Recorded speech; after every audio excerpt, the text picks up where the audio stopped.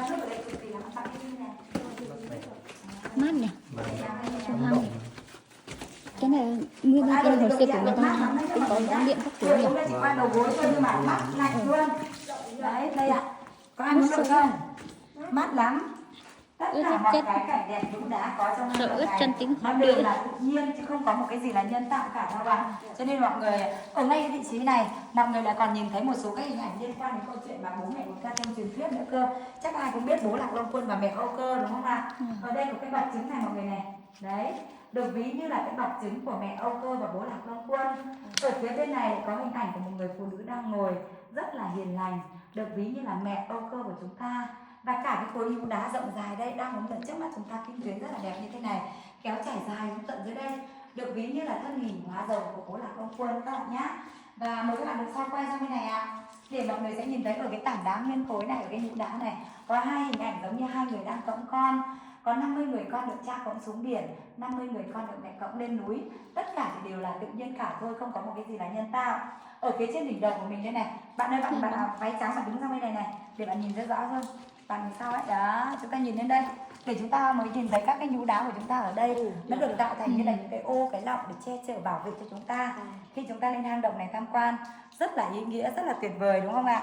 Mọi người nhớ cho chị nhá, ở hang động này của chúng ta hoàn toàn không có một cái gì là nhân tạo cả, cho nên là nó còn giữ được cái vẻ đẹp tự nhiên, hoang sơ. Và ở ngay vị trí dưới lòng quả đồi này của chúng ta là suối Cá Thần, và có rất là nhiều con suối đổ về khu vực đầu nguồn để chảy ra dòng suối, chứ còn để mà xác định nước ở đâu chảy về dòng suối Cá Thần thì là không chưa xác định được mọi người nhé. Mời chúng ta di chuyển về phía trước đi ạ.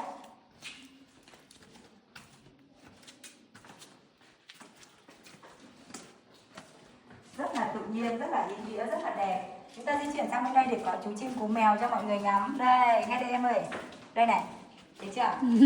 Đây là chú chim cú mèo nhá. Đó, đứng ở vị trí này thì mới thấy rõ được, thấy không ạ? Có nhiều người thì bảo là giống con cóc đấy, nhưng mà thực ra đây là chú chim cú mèo. Và con cóc của chúng ta nằm ở đây này.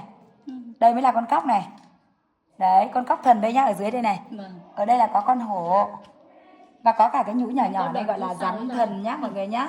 Đây là vị thần rắn, tức là ở suối Cá Thần, rắn được gọi là các vị thần. Và ngay dưới chân núi Trường Sinh của chúng ta có miếu thờ thần rắn. Và người dân địa phương vẫn làm lễ tế thần rắn vào mùng 7 tháng 8 tháng Giêng hàng năm. Đó. Và nếu như chúng ta có cơ hội quay trở về với suối Cá Thần một lần nữa, các bạn sẽ đi vào khoảng thời gian tháng Giêng đầu năm, mùa lễ hội, chúng ta sẽ được tham gia trò chơi trò diễn dân gian của người đồng bào. Ở ngay vị trí này nữa này, cái này được gọi là cái giường nằm của các cô tiên. Và tí nữa chúng ta đi thẳng về phía trước, mọi người sẽ được sờ váy cô tiên để lấy tiền đong gạo, sờ váy cô tiên để chúng ta hết tiền lại có. Cho nên là chúng ta cũng phải chạm vào, gọi là lộc thôi mà, đúng không? Cho nên đi là mọi người cũng phải chạm vào. Rất hay nha các bạn nha. Cúi xuống ạ, cúi xuống đi khỏi xuống đầu. Ai muốn điện cúi xuống, ai muốn điện con trai sao là như này. Để con trai sờ vào đâu chị? Cúi xuống nhá, cúi xuống đi khỏi xuống nhá. Đấy. Vẫn nhắc liên tục nhưng mà ai vẫn cụm thì người đó chứng tỏ là lộc đang đến. Chị bảo để con trai sờ vào đâu? Đây. Đây à? Đúng rồi. Xin vía con trai. Xin vía lộc. Nhá. Vâng. Đấy, cả trai gái. Vâng, đúng rồi chị. Các bạn đang ở ngay vị trí này, mời mọi người nhìn qua đây ạ. Cái thác nước đằng sau lưng chúng ta đây này. Ở đây rất là đặc biệt, nhìn đơn giản thôi, nhưng mà những cái giọt nước này của chúng ta này quanh năm ngày tháng không bao giờ cạn đi. Kể cả không khí ở bên ngoài của chúng ta có mưa bão hay là hạn hán thì cũng không bao giờ mất đi được các bạn nhé. Và là những giọt nước thần thánh để nuôi sống các vị thần cá của chúng ta.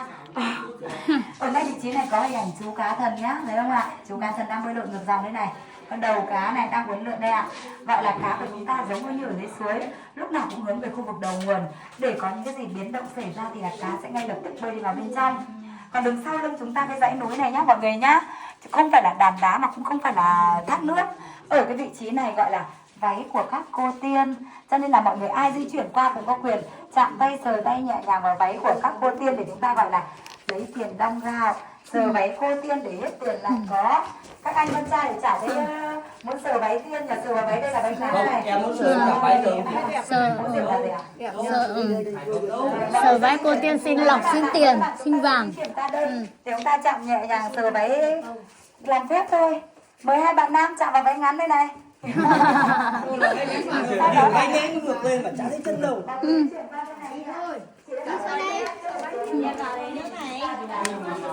Bông ơi chậm con.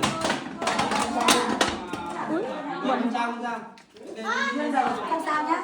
Từ từ, bạn ơi, bạn ạ, cẩn thận. Để ý chỗ này nhá các bạn ơi, để ý chỗ này. Bạn ở đâu rồi? Bạn ở đâu rồi? Với bạn chưa? Mình chú ý một chút xíu nhá. Những người đứng xa ơi, chú ý nhá. Trong này có điện nhỉ? Nhìn lên đây ạ. Chúng ta sẽ nhìn lên ánh đèn của chị đây. Mọi người sẽ nhìn thấy ở cái vị trí này như là cái thác nước đang từ trên cao đổ xuống. Nước bay thẳng xuống 3.000 thước, tường dài ngân hà vượt khỏi mây.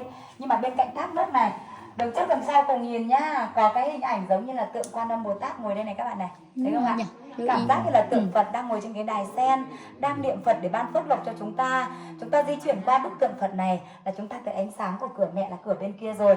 Mời chúng ta tiến thẳng về phía trước để chúng ta sẽ di chuyển ra phía bên ngoài. Tránh cái chỗ này nhá mọi người nhá, sau là chúng ta sẽ đi cùng đầu ngay cái vị trí này này. Đấy, cả nhà cứ di chuyển từ từ ạ, nhẹ nhàng thôi ạ.